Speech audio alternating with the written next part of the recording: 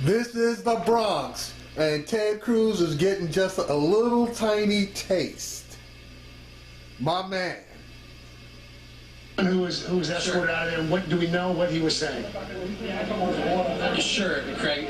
He came in, actually, when Cruz right behind our camera here, we're looking outside the window, and Cruz just pulled up probably about 15 minutes ago, and this individual, started kind of following him all the way back to an area where Cruz is going back to talk to some people, and the man started kind of heckling him, on a low voice, but heckling him along the way. But then what happened, finally, when he got to the back of the room, the man started yelling, and as he was walking out and being led out by the police, he continued to yell. He was calling him a racist bigot. He was calling him a right-wing bigot that has no place in the Bronx. The man started yelling that this is an immigrant community. He said that it's a low-income community.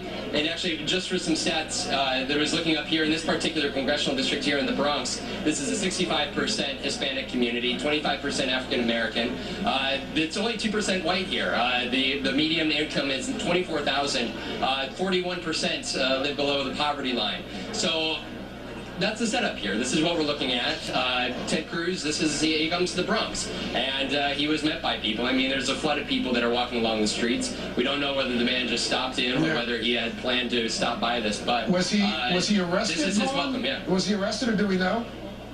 No, he was just let out. I mean, to our understanding, he didn't actually cause any physical or harm or anything, but the man was let out peacefully, as you're watching there now, that our camera crew was able to catch. Okay. But no, I mean, this is a Ted Cruz protest. We haven't seen many of these across the country, but perhaps when you come into the city, New York City, I guess things may be playing out a little bit differently. And McKay, Ted Cruz in the Bronx, good idea?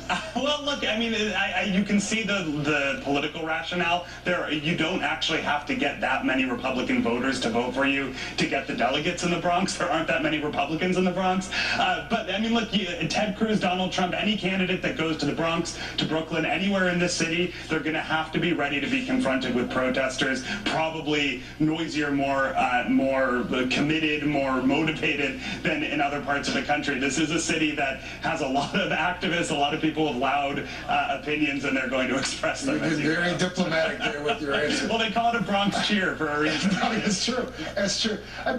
Yeah, see, that is the Bronx. We don't play that Ted Cruz shit in the Bronx. So he needs to get his Cuban ass out of the Bronx. And he ain't even a real Cuban. So kudos to the Hispanic brother who told him which way the wind was blowing. And hopefully they'll be able to get his ass out of there as soon as possible.